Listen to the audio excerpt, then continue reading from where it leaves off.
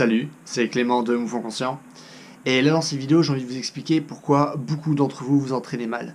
Et ça, c'est quelque chose que je vois en allant dans des salles, en regardant les planifications d'entraînement de certaines personnes, en allant dehors et de voir comment les gens s'entraînent.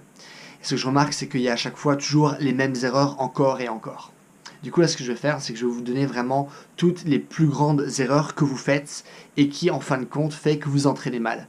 Parce que si on s'entraîne, même si le mieux c'est de s'entraîner pour s'entraîner, bouger, parce qu'on peut bouger, on a quand même envie d'avoir des résultats derrière ce qu'on fait, dans tous les cas.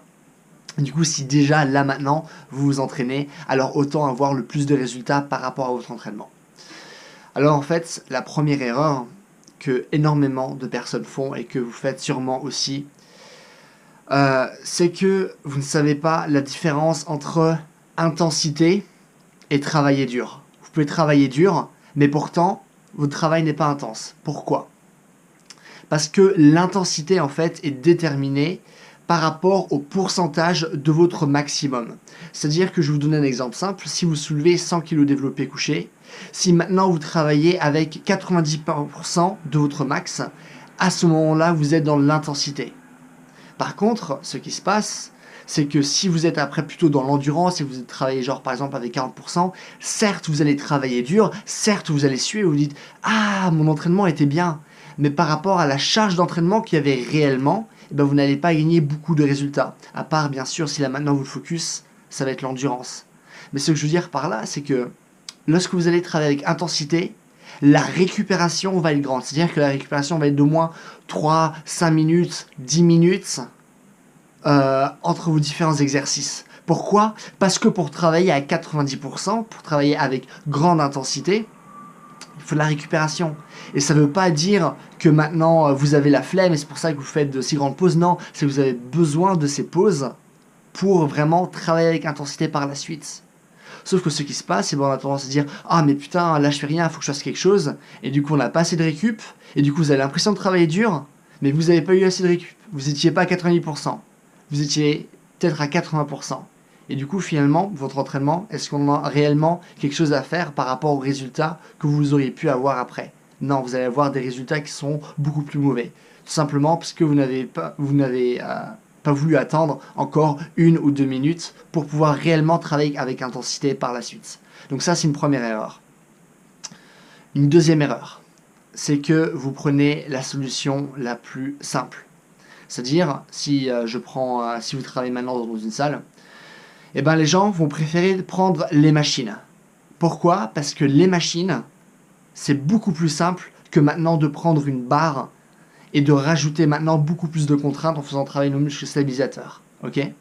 Et ceux qui prennent la barre, eh ben ils prennent le chemin simple parce que s'ils prenaient des haltères, il y aura encore beaucoup plus de contraintes de mouvement.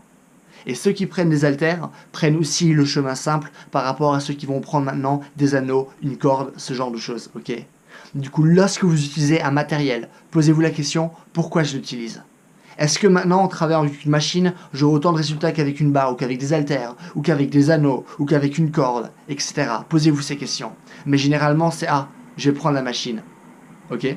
Troisième chose, vous faites beaucoup trop d'exercices en même temps, vous avez beaucoup trop d'objectifs en même temps. Et ça, je le vois chez les personnes qui font du mouvement. Ils disent, ah bah oui, bah du coup, je vais vraiment tout travailler, tout.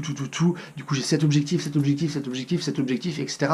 Et vu que, bien sûr, en mouvement, il faut être un généraliste, et ben du coup, les gens font plein de choses. Mais généralement, ils font tellement trop de choses en même temps qui deviennent même pas OK dans une discipline ou dans un exercice. Vous voyez où je veux en venir?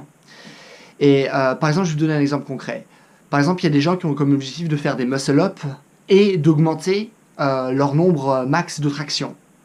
Et du coup, par exemple, ça peut être deux objectifs. Sauf que lorsque vous allez travailler vos muscle-up, vous allez également augmenter votre nombre de tractions.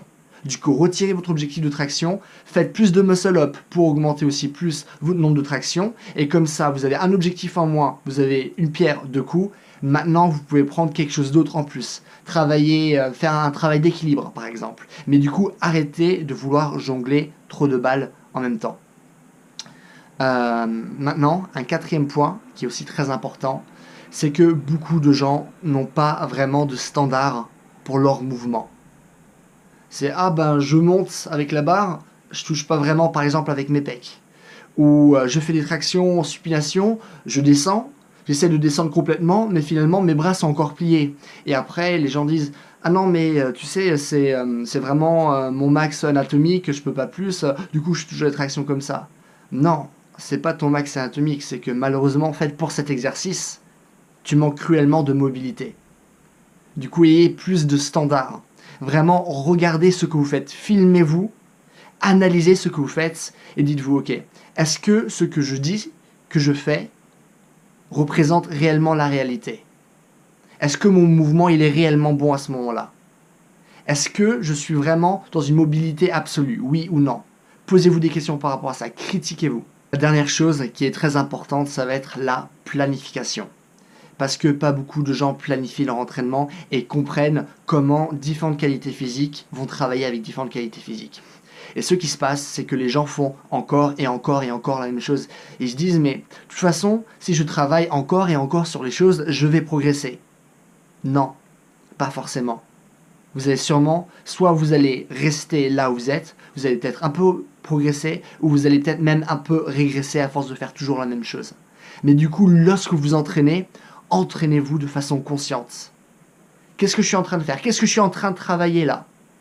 Posez-vous la question, pourquoi je suis venu à cette séance? Qu'est-ce que je voulais faire? Qu'est-ce que je voulais travailler? Comment ça va se coordonner par rapport à d'autres choses?